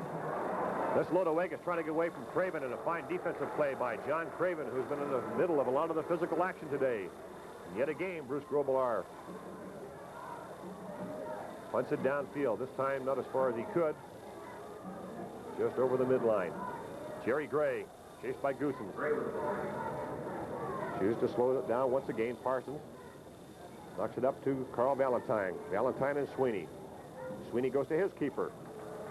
And Elia will control the ball. Didn't seem much wrong with Valentine's ankle then. He really hustled out to the wing, so I guess he's had a touch of the magic sponge or the magic spray or whatever it was that George Wright had in his hand, and away they go again. Crowd trying to get behind their team now. 12,510 on hand here at 42,000-seat Commonwealth Stadium. I shouldn't really say 12,510 Edmonton fans because it's a relatively small by ratio, but boisterous crowd of somewhere between 50 and 100 Whitecap supporters who have made the trek from the West Coast. They played the match. We never did get the score between the supporters clubs, but they played an exhibition match. We have some final scores we'll pass on to you when we get a moment later. There are 6 other games around the league today, and we have 4 of the finals for you momentarily. One of particular interest to Vancouver is that the Los Angeles Aztecs lost today 2-1 to the Toronto Blizzard in Toronto. Well, they get 1 point, and if Vancouver can sustain a 9-point victory, the Whitecaps can be within 1 point of second place. And that shot there from Willie Johnston, knocked away by Elia, and then the defense comes to his rescue as Carl Valentine was in there with Steve Kimber. Certainly the best scoring chance of the second half for the Whitecaps was David Robb at midfield. Certainly was. To the other second half sub, Ray Hankin, who can't control. He slips in the slippery turf. I'm not sure he has the right boots on if he slips like that. Purdy Elia. Now just rolling it to Lodowegas. Choosing not to give the ball away with the long kicks. But Lodowegas does. And he goes to Ferguson with it. Marked by Parsons, a pair of Vancouverites. Jerry Gray. John Craven. Far side to Willie Johnston. Operating on the right wing at the Johnston moment. with Gray in space. Gray running to it with Lodowegas chasing him. Gray gets the cross, but it's over the goal line. It'll be a goal kick for the Edmonton Drillers. With 16 minutes and 10 seconds remaining in the second half, the Caps sustain a 1-goal lead.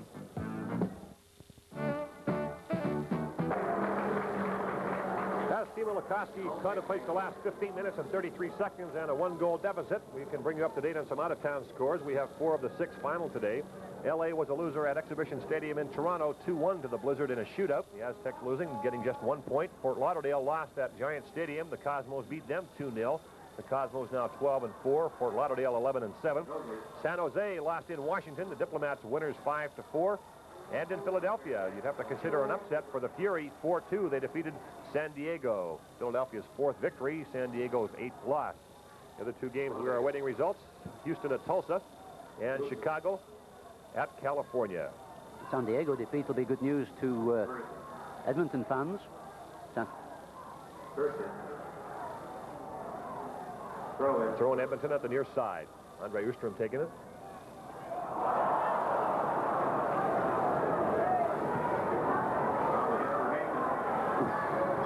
On the attack once again, that's thwarted by the Defense of the Drillers and keeper Purdy Alaya.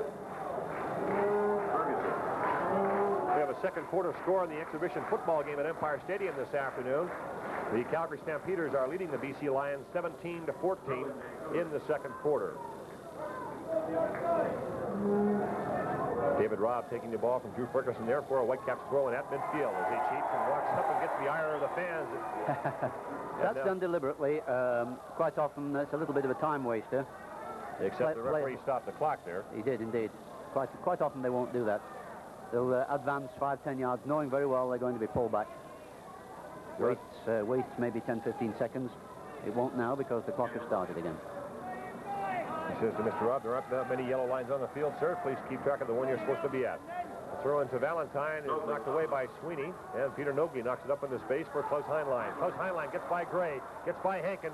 On the far side now, Goossens. Goossens one-on-one with Parsons. Gets the chip in for Kirshner. Headed away there by Bob Lenarduzzi. A fine defensive play.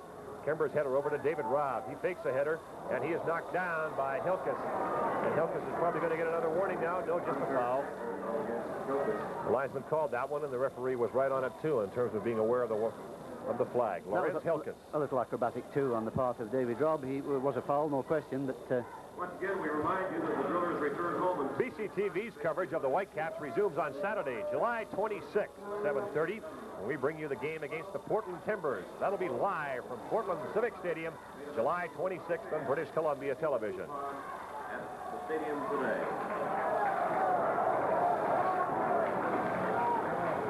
With exactly 13 minutes to play, the Drillers on yet another attack. Knocked into touch there by David Robb. Second half substitution. Somewhat of a collision there with Klaus Heinlein, but they shake hands on it. No offense intended there, sir. I just wanted to get the ball out of your control.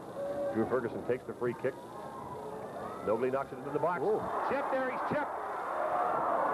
Klaus Heinlein chipped in, but Roger Kenyon was back there to save it in a fine play. Ferguson to Nogli to Hilkes, and it's a corner kick for the Edmonton Drillers. See that again. Grobelaar's caught in no man's land, a little lob shot. Fortunately for the Vancouver team, Roger Kenyon gets back, heads it clear. Or a corner kick. In hockey, they say coming out of your crease. In soccer, they say coming off your line. That's what Grobelaar did, and it almost cost him as Sweeney's corner kick is knocked away. Yet another fine chance for the Drillers, who've had the better chances today. They've hit the crossbar twice. They certainly will feel they should have won this match afterwards, and of course, we're not saying it's over yet, with 12 minutes exactly remaining. Oh, chance. Willie Johnson on the breakaway. Willie Johnson in all alone now. He has support with Hankin. Willie trying to fake his man. He waits. He's got 4 defenders. He makes the shot. That's Ray Hankin scores. Made the save. Hankin puts it in the net. He was caught. No, it's coming back. It's going to be called offside, I believe. And I don't quite see how it could be because it came off a defender. Well, now it gives both coaches something to talk about after the match. Waiters is up off the bench. There's Mr. Evangelista. It was called on the far side by linesman Mario Perino of Winnipeg. He called the offside. Of course, we were watching the box area where Johnston set up Ray Hankin. I'm not sure it was someone inadvertent. He took the shot, and Elia got a hand on it before Hankin was able to put it into the gaping net. But no goal remains. 3-2, 11 minutes and 15 seconds to play in regulation time. And the Whitecaps' Jerry Gray, marked by Peter Nogli, and now Steve Kember. Knocks it down the line for Carl Valentine, marked there by Sweeney. Into space once again. Elia has to make a diving save because Hankin was right behind him. Jeff, maybe we can have a better look at Here's the play again. Willie gets the ball. He puts it across. Now, that comes off the goalkeeper. So, really, I don't see how Hankin could be offside on that play. I really don't. But, however, they called it. Well, as mentioned, the Drillers had one in the first half to complain about, and that was a Whitecaps goal that was scored and was allowed by Carl Valentine. So they were 1 for 2 in that situation. David CFRN viewers can catch the Drillers next Wednesday when they meet the Fort Lauderdale Strikers in Florida at 6 o'clock. Al McCann will have the play-by-play as Carl Valentine wraps it in the back of the net. The hat trick for Carl Valentine, matching the Kevin Hector performance of a year ago in a 3-1 Whitecaps win. Valentine's 4th goal of the year makes it 4-2 for the Whitecaps. That was a bolt from the Blues. Loda Vegas goes up, heads the ball, doesn't get it. And Valentine just beats Sweeney for sheer speed and hits the ball from about 10 yards. Here we go again.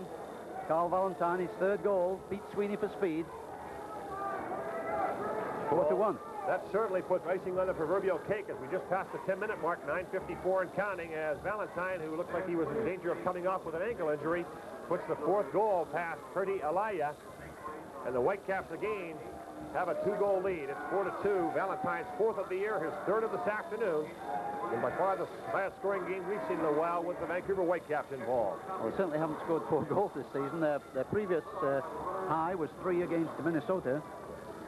It comes in the 79th minute, 78-37 to be exact. There are no assists on the goal.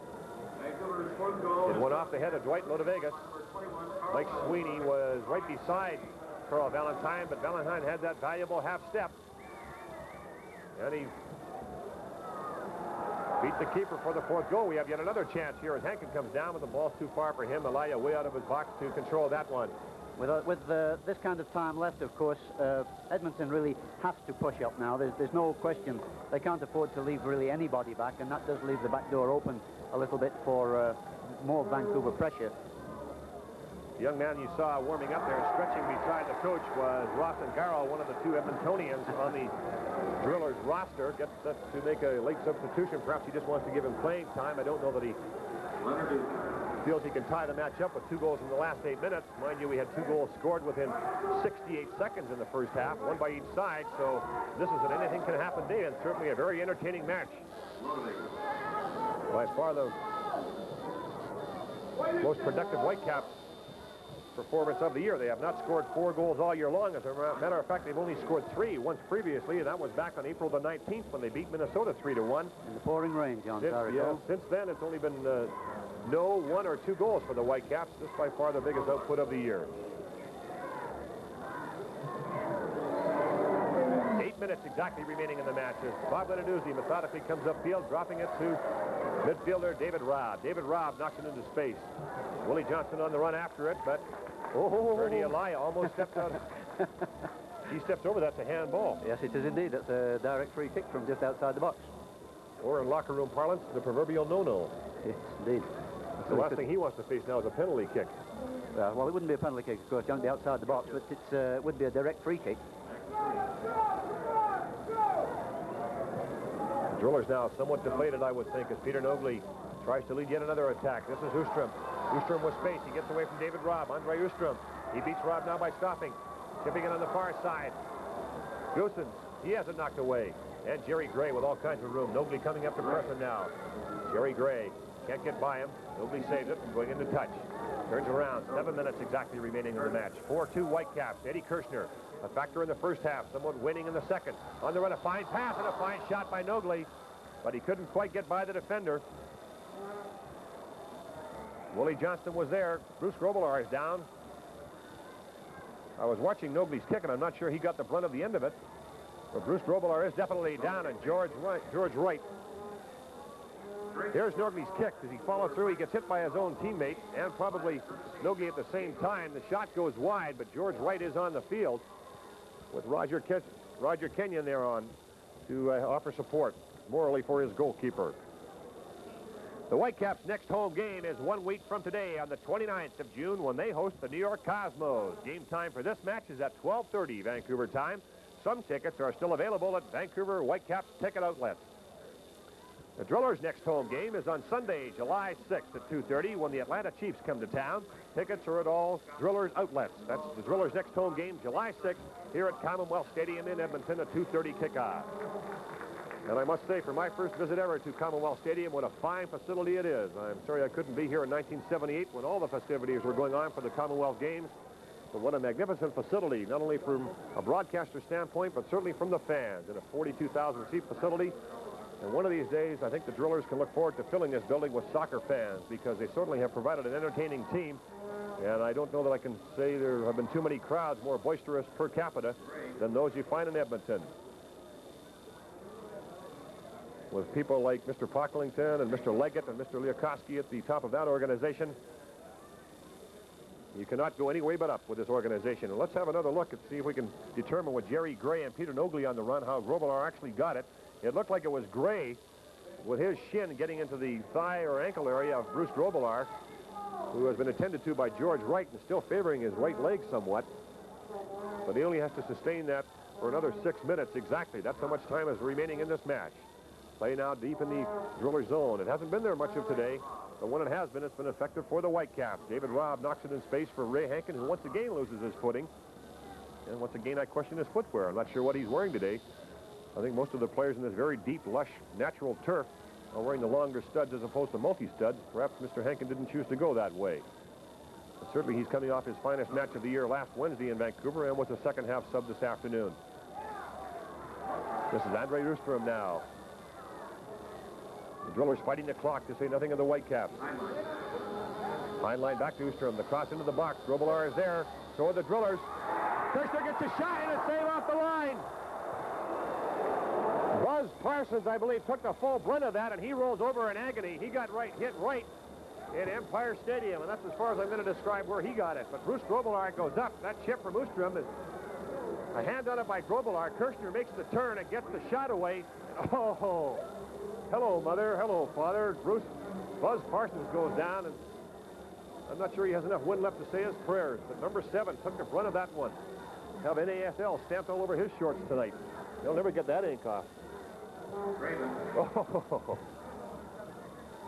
He'll be the one watching the clock now. Never mind the Drillers. 4:42 left in the match. What a vicious shot by Eddie Kirshner. On the run now, the Whitecaps get another chance. Nolaway just knocks it away. Lenarduzzi was on the tack on an overlap basis, trying to get the ball to Ray Hankin. The Drillers getting caught. We've had the substitution for the Edmonton Drillers. Number 11, who has come on, is Ross Ungaro, one of the Edmontonians we mentioned. He has come on for Lorenz Helkes for these last 4 minutes and 10 seconds. Johnson gets by, he's in the space of Lodovegas. Lodovegas makes the save once again. He's played a fine match today. He's only really been burned once, and that's because the Drillers were pressing forward, trying to get the equalizer. But Carl Valentine got behind him and put that 4th goal in the net for the Vancouver Whitecaps. Peter Nogley now. Drillers have to be getting desperate. Drew Ferguson. Carl Valentine watching him, along with Bob Lenarduzzi, now David Robb. Ferguson goes right into the middle. Oh, an errant pass. Did a fine job of getting it that far, and then tried to get it to Goosens, and to no avail. So Klaus Heinlein comes on with it. Ferguson takes his shot. It is blocked by Jerry Gray. Klaus Heinlein was in there with Kemberg. Advantage rule is called. Heinlein can control it. He still does. Goosens with Parsons on him. Knocks it in the box. Ungaro goes up for it. So does Grobillard. Ungaro did a fine job of getting his head on it, but couldn't quite get the angle. And preparing to talk to our player of the game, which should be happening in about 3 minutes from now. That's how many minutes are left in this half. We have Jeff Cross, our color commentator, who has meandered and struggled. And have you two-stepped it all the way down these fine stairs here, Jeff, at Commonwealth Stadium, to give us a little insight from field level? We did a 2-step and a 3-step and found ourselves in the middle of the cheerleaders just a couple of seconds ago, which is not bad, John. It's not bad. But the thing I noticed, particularly walking down to field level, is the ferocity with which this game is being played. That some of the tackles are really very fierce, and I think if it was to go any longer, like into overtime or anything like that, I think the referee Evangelista might have himself a little bit of trouble. But the last couple of seconds now, it does seem to have settled down, and with just over 2 minutes left, I think that I would suspect that the Drillers have more or less conceded this game to Vancouver. Well, we're exactly at 2 minutes left now. Steve Kember's shot goes high over the crossbar, and I admire your restraint with a dozen young ladies who are called the Image of Edmonton. That's the name of the cheerleaders here. With a dozen of them right behind you, Jeff Cross. I'm amazed at your restraint for not taking your eyes off the match. I'm an old married man, John. Well, that's 2 for 2. Throwing right in front of you there, Jeff. David Robb set to take it. Tried to do his little fiddle again there by pinching 10 yards. Ray Hankin. Lodovegas marking him there. Very methodically taking your time by the Whitecaps. Robb can't break through. And Nogley on the return attack now, trying to get it going. 1 minute and 23 and counting. The Whitecaps lead it 4-2. Drew Ferguson has it knocked into touch by David Robb. Maybe be a new position for Robb. He's playing left side of midfield now. Of course, he's normally a front man. Scored a lot of goals last year playing in Philadelphia. Playing midfield, and he's tackling very well, very crisply. Well, he was put in midfield in a starting role here as we've got another Drillers chance. Eddie Kirshner once again John Goosen gets the shot away, but it's over the goal line as we just passed the 1-minute mark. Just took far too long, John. Fine play. Who's down in the field over there? Drillers took far too long on that play. I thought Kirshner perhaps should have shot. It looked like he had the space. I think so. Well, it's Kenyon. It's Roger Kenyon. This is Parsons. As Eddie Kirshner, instead of shooting right there, with Kenyon coming back, he chooses to drop it to John Goosen, and this is perhaps where Kenyon gets hurt. Looks like he got the brunt of the kick from John Goosen's inadvertently. He got the shot away, but caught the back of Kenyon's right heel.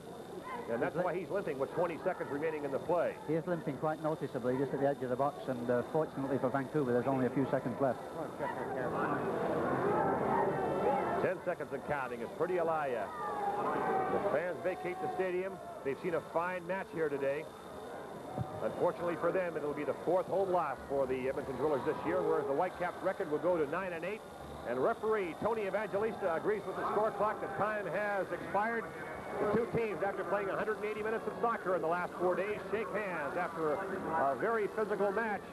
Both today and Wednesday in Vancouver show their sportsmanship by shaking hands after 180 minutes of very, very physical and certainly entertaining soccer in these 90 minutes today.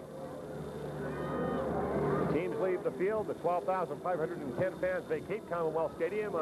We've had the good blessing of the weatherman today.